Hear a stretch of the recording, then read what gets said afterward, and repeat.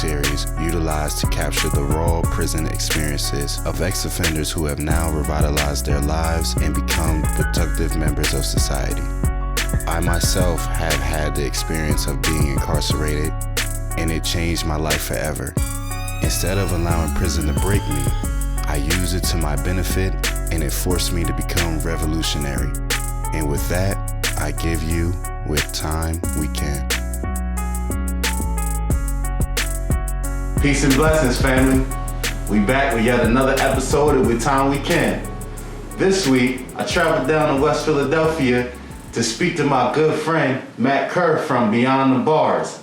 This week, I just wanted to give Matt the opportunity to speak on the organization that he helped found and what they're doing nowadays.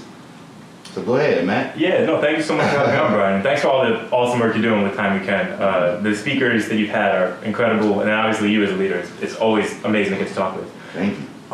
So yeah, Beyond the Bars, I'm just one of many people who are a part of it, but we started about 5 years ago, where I was a high school music teacher. Growing up in Philly, I realized there was never a shortage of music teachers. There was a shortage of music programs.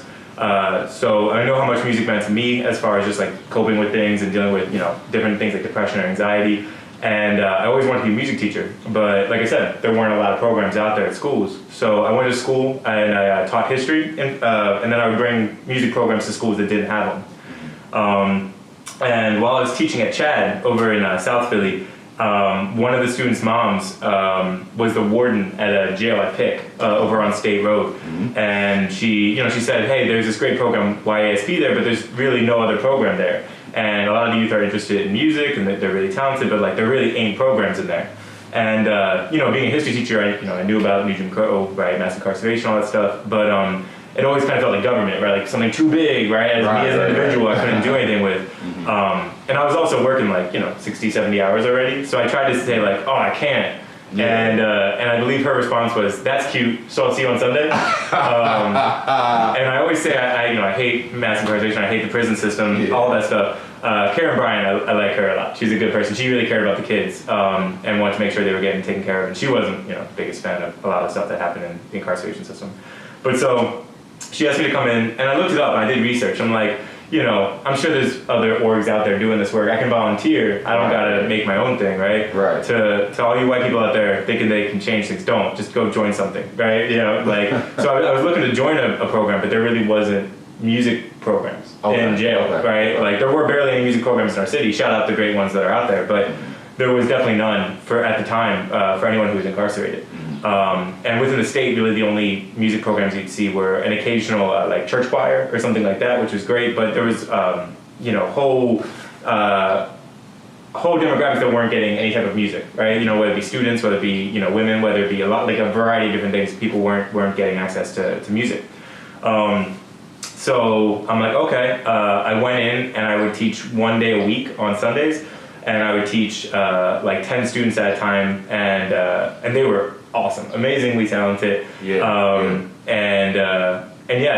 I also knew that, me as one musician, I knew how many great leaders and musicians are in our community, in our city. Right. So, as I developed a really great relationship with the students, I'm like, okay, I'm a good teacher. I know some great teachers. So then I started bringing in a bunch of, Philadelphia has such an amazing community of musicians that a bunch of great musicians started coming in, volunteering their time. And all of us were unpaid. Everyone was just coming in on Sundays and Thursdays, and we'd all come in and play music together. And I can tell you more about how we teach. But basically, we would run programs in jail. But while we were there, we met way too many talented young people who said it was their first music program. Mm-hmm. Right? They were ridiculously talented. I taught one student who first time touched the drums. I'm like, okay, this is your thing, man. You're a prodigy. I should be giving you $40 right now to be on the upper deck. You know what I mean? To see your show. Right. But so many talented young people were coming through, and they were saying it was their first music program, and they were 17 years old. You know what I mean? And saying how, and PIC is for youth who have been tried as adults, right? Okay. So looking at some, and this is before Krasner and all that stuff. So the sentences were rough, right? There was a lot of, we had students who went for 48 to life, or not life. You can't give a juvenile life, but 48 to 70 years or something where it's essentially life, right? Right. And And so it was like heartbreaking, right? We would develop these amazing relationships, see these incredible young musicians, see people find themselves through music, right? Not through us, but through music, right? We would see, youth be like, yo, we had one student freestyle a rap for like 45 minutes straight. Like we literally were jamming. Oh, wow. Bro, this guy, like I've never seen a rapper just go for that long with not one cliche, not one thing repeated, telling a story of his whole life, right? Talking about all the different things he's been through, and you're seeing him sorting it out as he's doing it. It was crazy. Once again, not us, just music, right? And so we're all jamming, we're all playing instruments, and like you see like these just incredible,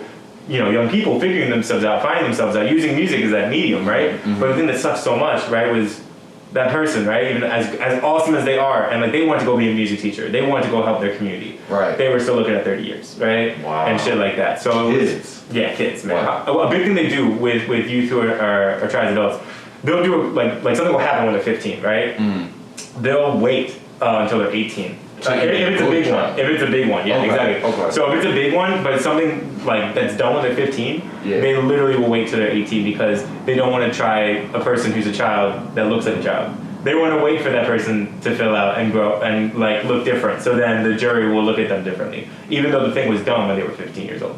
Wow. Yeah. Really? Yeah. That's horrible. But so that's how it started, and like I said, we're still very much teaching music in jails and everything. We're trying to get online lessons with COVID, but like I said, we got so tired of hearing it's kind of the same experience of like amazing talent, amazing people, looking at 20 years, right? And them saying it's their first music program. Okay. So then what we did is we have a great board of directors, and someone on our board, John Diversion, who you should have on. He runs TCRC, which is the Center for Returning Citizens. Okay. It was like one of his pushes. He's like, well, we need to be out in the community. We need to be making sure that we have as many music programs out there as possible, serving families who have an incarcerated loved one, right? We need to be out there like serving youth who have been impacted by violence in any way, right? Because we heard so many stories of trauma, so many stories of, it's funny. One of the things that always annoys me is that you hear, you constantly hear people from the suburbs that like don't understand any way. They'll say like, oh, the children. They'll say like, oh, that's so terrible. But then the second a child does something because of the trauma and violence that they've been impacted by, the second it's like, oh, they're a criminal. And all of a sudden it's like, boom, what happened to that child you were just talking about that was being destroyed by the system, Exactly. But yeah, so then since then we've started expanding to West Philly, North Philly, and we run a whole bunch of after-school music programs for, like I said, any youth who have been impacted by violence, which is most of us as Philadelphians, right? Or like I said, any youth with any type of history with the incarceration system. Yo, that is so deep. See, and that's why we connected, because when he told me that for the first time, I was like, I was just stunned. Like my jaw was down at the floor. I couldn't believe there was even a program so prolific as Beyond the Bars for individuals, or children that has been impacted by the criminal justice system or just violence in general. But I wanted to ask you another question, man, because that seems like such a burden on you. So how do you focus on like keeping your mental health sane? Because I know dealing with kids, I'm pretty sure you get very close to them, and they become like, little brothers and sisters, and then to see them get tried as an adult and now they're away for 40 years. I'm sure you've probably seen that a couple times. Yeah. How do you keep your mental health intact and still run this program? Yeah, no, so I mean, what you just described as far as like seeing a young person get a lengthy sentence, right? Yeah, it's soul destroying, for sure. It burns your eye, right? And it's one of those things that I think it's not that I don't want to feel it every time it happens. I do. I just want to make sure my recovery time's quick, right? You know what I mean? But as far as how I take care of my mental health, it's the community, man. It's literally knowing you're not fighting this fight alone, knowing that you're not going through these emotions alone, right? Beyond the Bars has an incredible team of teachers, of directors, of leaders, of all that stuff, right? Our amazing board. But I'm just Beyond the Bars. When I talk to you, right, with Time We Can, right? When I talk to YASP, they do amazing work at PIC as well, and more on like they try to change policy. They're awesome. When I talk to TCRC, when I talk to all of these different, when I just talk to a person in their neighborhood who's organizing like a community cleanup day, knowing that while there's so much trauma and so much pain that is happening and lives getting taken away, right, which 100% It's just trying to make sure that you focus on the strength that you're fighting with all these amazing people together, right? And then it's a fight worth fighting, you know what I mean? But by all means, and then, you know, obviously taking time to have a wellness plan, you know what I mean? Like that definitely took me a while to get, you know, when I was younger, for sure, I was definitely just like, go super hard, burn the hell out. You know what I mean? And it's like, how did I get here? Why am I so insanely depressed? But then eventually I figured out, you know, but I figured out from lessons that people were giving me, and people have, once again, the joy is we ain't the first people doing this work. You know what I mean? Right. So we can learn from a lot of people. What about what year did Beyond the Bars start? 2015. So it's over 5 years. It's five years in March. We had a big celebration by making a Facebook post. Okay. Kind of ruined our celebration plans, but you know, it's all good. All right, man. Now I just want to get, because I feel like the viewers will want to hear this question. You know, as a Caucasian American, man, like, what makes you want to, well, first of all, let me ask you this. Does your program see a lot of diversity? Obviously, you're in Philadelphia, so I can imagine that, you know, your program, the children that have benefited from this are maybe 90% black and brown? Probably a little more than that, yeah. More than that? Yeah. Okay, all right. So, like, 95, 96. What makes you even want to give back to this community? So like I said, like being from Philly and everything like that. But the main thing too is like when you learn history, right? Like I'm a history teacher, and I went to Temple, and I always say Temple gave me, you know, a good education. North Philadelphia gave me an amazing education. So I was working in different nonprofits like Chios Books, Lyft, not the car company. It's really annoying. It's really annoying. I have an old T-shirt for it. It's Lift.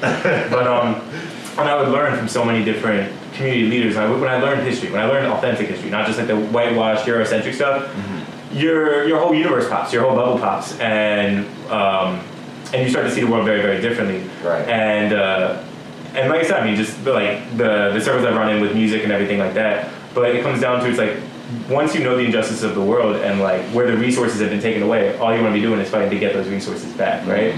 Me as a teacher, me as a person, I'm whatever. It's about getting those resources back. And as a Caucasian person, right? It's not about my voice. There are so many badass teachers with Beyond the Bars that are from our community, right? That I want to make sure that their voices are getting amplified. I just want to be a connector. Like I'm a good teacher. I'm goofy. I'm high energy. You know me. I'm crazy. But at the same time, I care about making sure that all the awesome teachers and all the awesome musicians that might not have been invited into a classroom to teach get that platform where they can be the awesome transformative teachers that they are. You know, they just don't oftentimes have the inroads to it. But yes, I mean, like I said, like for me, once you learn like the history, when you learn about redlining, when you learn about all the different things of systemic racism, like, and you just see how all the resources, like music, as a human, all the human rights, right, like music, have been just taken away, right, because of like white supremacy and trying to like take it away. All you should want to do is change those systems, but and get those resources back, right? Right. What I always say is like our community knows what the community needs. Our community knows how to lead itself, right? It just needs resources. Right. So that's what I try to hustle for. Is I just try to get guitars, I try to get drums, and then I try to like connect the amazing teachers that are out there with the resources they need that young people can be going and thriving with. Okay. Is Beyond the Bars doing anything for the community in this climate as far as like I wouldn't want to call it a race war, but the America right now is going under like I would describe it as like a revolution, an eye opener. You know, we just had George Floyd and a plethora of other black people die at the hands of police brutality. You know, and I know music as a way of coping, soothing. You know, getting people outside of themselves and just into another realm of peace. You know, through the music. Is Beyond the Bars doing anything? And if not, then what? This is a two-part question. Yeah, you talk about it. Have you talked to your children about what's going on right now? Like, what are the conversations? Oh yeah, no, great question. So we are. So basically, one of our lead directors, his name's Betsalil Sharmalis. He runs a once a week game night / check-in, where basically students, not even just in Beyond the Bars, but outside of Beyond the Bars, are all invited in. and they kind of hang out. It's a safe space, right? But then they also talk about what's going on, right? And they see where students are at. We've had students at a lot of protests, and then we also do online lessons and everything. Like, so we're still running music programs, but then what we try to do is like facilitate songwriting. We try to facilitate students getting to get their music out there, record their music. We have a lending library, so anyone who's not even in Beyond the Bars yet, we drop off guitars at their homes, pianos at their homes. Okay. After this interview, I have to go drop off some guitars over a little bit deeper into West.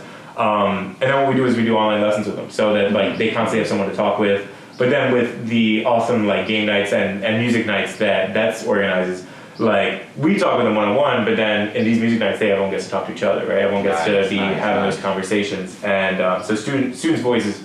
With Beyond the Bars, everything about Beyond the Bars is student driven. Like we do not care about pushing any type of music other than what a student wants to do. Right. So like everything that we've ever like we're seeing if right now we're seeing if students want to do an open mic showcase of like music about talking about things that are going on. Right. Up to them though. Do you know what I'm saying? Like everything we do is always offered whatever the students are feeling. Wow, yo, that's so dope, man. And like so you guys, so just to get a better understanding and help the viewers get a better understanding of Beyond the Bar, do you guys do concerts, or is it just like a community program where they just come here in this building? No, so we have two main kinds of programs that we extend. One is called the Student Driven Music Academy, where students can learn drums, guitar, bass, piano, vocals, whatever. They write their own music. Everything's like I said, student driven. So it's like we show like the tools to write, but then it's like make your thing. You want to do a cover? Cool, we'll do a cover of whatever you're feeling. Right. But so then they form bands, and then we play tons of shows. So we've had students play sold out shows at like World Cafe Live in front of like 600 people and stuff like that. Wow. And then the other thing we offer is called the Practical Producers Program, where we have like a little recording lab and things like that, where students can come in, learn audio production from professional audio engineers in Philly, who all work in studios and everything like that. They can learn how to make their own beats, make their own songs, record it, and produce it. We lent out 23 Mac laptops during COVID, so that students could go home and still be making their own beats and producing their own music. Wow, that's so nice. But one of the things that I want Beyond the Bars to be doing in the future, obviously right now it's kind of weird with COVID, is when you think of Beyond the Bars, you think of a good music program, right? Right. I want you to think of Retro Imperfections, which is the name of one of our bands, right? One of the students' bands, right? Yeah. I want you to think of like the really talented individual artists in it, right? And I want you to do that with all the youth music programs in Philly. I want Beyond the Bars to be like but I want us all the music programs to be building a collective where it's like around showcasing the artists. Like I love a quarterly showcase of all youth Philly artists. So it's like, oh, who's up and coming right now in Philly? Oh, we'll go to the quarterly showcase of all the different programs in the city. You know what I mean? So it's like because we don't have school concerts in schools anymore. So like students can a student can know if they join any one of these nonprofits out here, right? Any one of these after school programs, that they're gonna get if they put the time in and they put the energy in, like this is what they want, they're gonna get put on. Like imagine how cool it would be to have like a website where it's like or like a record label for like Philly youth artists where it's just like Philly up and coming, you know what I mean, or whatever. And you go to a page and there's 10 featured artists on there, right? You know what I mean? You have one R&B group, you have one singer, you have one, like 2 MCs, like 3 beat makers, you know what I mean? And then also that gives more opportunities for collaboration, where young people can be coming together. Like, I'm from West Philly and I'm in this program. You're from like South Philly in this program, but bro, we write together. You know what I mean? Like, right. Yo, that'd be dope, man. That's a great idea, man. And then we could get their stuff like with Time Weekend could have their intro song credit could be by some. You know what I mean? Hey, I'd love to have that. You know what I mean? So it's like there's so much more ways that I think.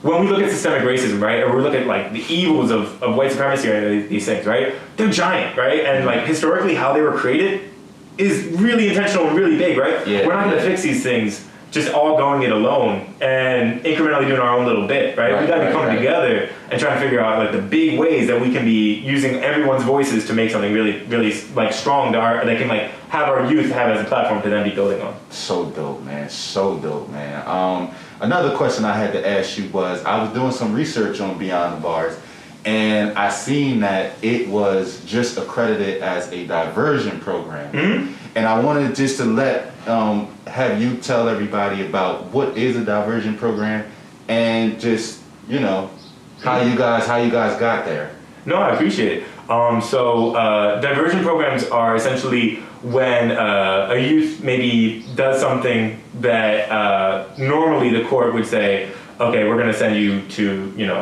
juvenile holding, juvenile was, I want to pick all the time, I'm trying to think what the juvenile place is. In Philly, I'm not sure. It's over at 48th and Haverford. I've been there like 10 times. But anyways, Juvenile Justice Center. Sorry, yeah. What we normally say to Juvenile Justice Center, and maybe a placement, which I'll talk about placements in a second, how gross they are. Yeah. Placements are gross. But what they say is like, okay, instead you can go to one of these community-based programs, and if you do a certain amount of hours or whatever, then that'll be your thing. Okay. And to me, it's like beyond the bars is always optional. Like, so that's always something that we really care about, even in jail. Like, it's never something that's forced on anyone. But I mean, when you look at, like, obviously I hate the incarceration system. I hate the way jails operate and all that stuff.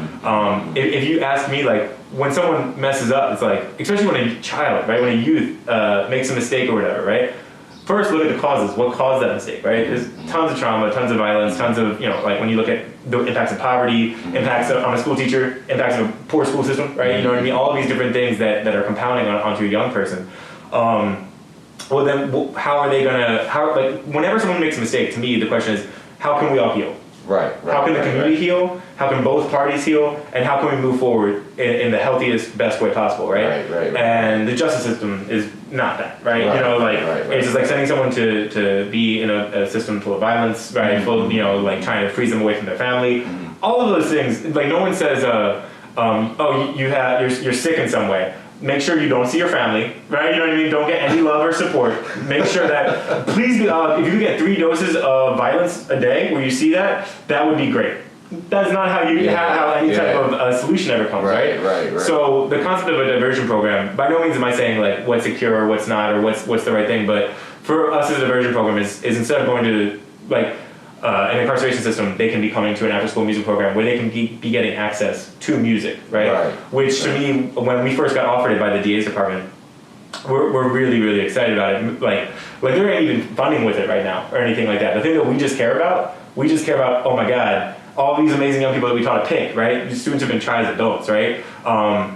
Guess what? Now we're meeting them, 3-4 years earlier. And when they wish they had a music program, we can finally, when we constantly were hearing that phrase, I wish I had this before. Now to get this opportunity to have that before is something that our whole team is just really, really excited about. That is so dope, man. Well, Matt, me and you could talk all day about this, like this interview is going great. So I'll just have to ask a few questions, and then we could probably just, wrap it up. Sounds great, man. I gotta ask, man, do you have any testimonies, like student testimonies of maybe a student that was headed down the wrong path on his way to juvenile hall or even worse, upstate, and they came here and got their life together and now they're doing bigger and better things? Do you have any testimonies that you would like to share with us? Yeah, I can share some. I'm always like weird about that because I always like really care. I think a lot of nonprofits get like exploitative with that stuff, where it's like, look at little Johnny wasn't shit, and then we saved him. I hate that stuff so much, so we always try to stay away from that. But as far as testimonies, we had one student who, like I said, was incarcerated, and he came in and you could tell like it was getting to him, right? Because he said that he was innocent, that he didn't do what happened, and like he was really, really getting. You could see he was like taking in the violence that was happening. Like he's like, I just saw someone get stabbed in the eye today. All these different things, right? And he became a really good guitar player with us. Okay. And he was at every session and all those things. And he ended up getting out. He ended up getting released because he was found innocent, all that stuff, right? And he called me when he got home, and he's like, I'd love a guitar still. Like, is there any way I can keep playing? Right. And I went over and I met his whole family, dropped off the guitar, did like a lesson, but just talked. And he says like, if it wasn't for Beyond the Bars, like I don't know if I would have made it through. Like if it wasn't for that, our whole thing with Beyond the Bars in jail, right, is we want to make sure that a person doesn't feel like they're in jail in that moment. And then we made this musical space, right? One of the things I really care about with music is it being a crawl space, right? The society that we live in is so much going on, so much heaviness, so much trauma, so much sadness, right? That with music or art or any of these different things, right, we make these crawl spaces where you don't have to be in that, right? You can be in this other world. You can be in this other place, right? Right. So he said, he's like, when I was in there, I didn't feel like I was in jail. I felt like I was just all like in this musical place, you know, and I could just be myself. I could be who I am, right? Mm-hmm. We had students who said they never knew what they wanted to do with their lives, and then they wanted to be a music teacher. And like now it's like the thing that drives them. Mm-hmm. I mean, the big thing for me is like the testimony, like the thing that brings me the most joy is when I see someone who comes in like shy or timid or like not really caring about it, and then within a year they're the culture builder. Like they love the program and they're building the program. What I always say is Beyond the Bars is great, not just because of the teachers and all of us, right? The students make it great. They build that culture. Like the leadership from our youth. Right. But I've seen so many youth be shy and timid, and reminds me of me as a kid. I was always like the I'm sorry kid, who was just like a lot of Catholic guilt, always being like I'm sorry for saying I'm sorry, right? Right. And you see some people coming in shy or timid or going through stuff or angry or confused or frustrated, and then through music, one of the things we really care about is like being like, yo, you're the bomb. You realize that, right? Like, you see all those things you just did musically? Yeah, you're amazing. You're insanely talented. And seeing young people realize that about themselves, and then take that like self-efficacy, that belief of like, yo, I can do what I want to do, and seeing them use that and like become leaders. We've had multiple students become student teachers. So like students will come in, never have played an instrument, and now they're teaching students, like the younger generation, and they're being awesome leaders, and you know what I mean. And I'm taking notes from them. I'm seeing like some of the lessons they do. I'm like, oh man, wait, you did like that? Oh, that's good. I'm gonna steal that. No, that's great, man. That's great. And I just want to say, man, you know, shout out to Beyond the Bars, but definitely shout out to that warden that made you start Beyond the Bars. For sure, man. It wouldn't be anything without her being like, that's cute, you're doing it. I tried not to. I really did. I tried really hard. I'm like, I'm busy. And she's like, nah, that's a good joke. And I feel like, you know, that's just how some things are sometimes. It just falls into your lap, and, you know, many are called, but few are chosen, man. And you were chosen, and I just want to say that I appreciate all the work you do in Philadelphia with all these kids. You're affecting so many lives and, you know, breaking generational curses, you know? You never know. That kid, it's like a crossword. It could have been left, go the prison route, and destruction, and now his entire family for generations are in that space. Yeah. And then you have the right side where, you know, musically I can teach my son or my kids or my family and be something and affect other kids. You just never know with children, you know, and the fact that you just taking the time to be patient enough to, you know, teach these children for free, essentially. You know? Yeah, all free. Yeah. All free, yeah, for free. Just because you just care that much.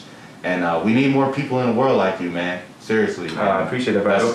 Once again, man, I am just whatever. There's so many amazing people like you do the work that you're doing with Time We Can, and just with Broad everything you're doing, man, is amazing. And with Beyond the Bars, like I said, I would have quit Beyond the Bars. I would have stopped doing it if it wasn't for the amazing team, the amazing students. Like I said, man, it's just it's many hands make light work, right? We all gotta be doing our part, and I'm just doing my one small role. But even though I don't have other teachers with me right now, the amount of teachers and directors of Beyond the Bars who are doing great stuff, man, are a ton, and that's the stuff that keeps me going. And like I said, amazing leaders like yourself, man. When I'm feeling down, I get inspired just talking to you. Appreciate it, man. And it's the same with you, man. I can call you anytime. But listen, I appreciate you coming on this platform, man. Thank you. And is there any way that individuals that's watching, man, that want to either join Beyond the Bars, donate to Beyond the Bars, or just get more information? Can you give out some of your contact information? Yeah, definitely. So if there's anyone who's interested in possibly being a student or anything like that, we teach up to high school, we say. But yeah, totally free of charge. We teach instruments, production, and then if anyone's interested in donating instruments, all that stuff can be found on our website at www.beyondthebarsmusic.org. And yeah, you can find us on most social media as well. But yeah, always looking for more students are always welcome, always looking for more instruments and everything so we can keep that learning library going, and any type of support people are looking for. All right, man. Well, you heard it from the best. Matt Kerr, Beyond the Bars. Did another episode in the books, man. Thank you for everybody watching. With Time We Can, we out. Thanks, everybody.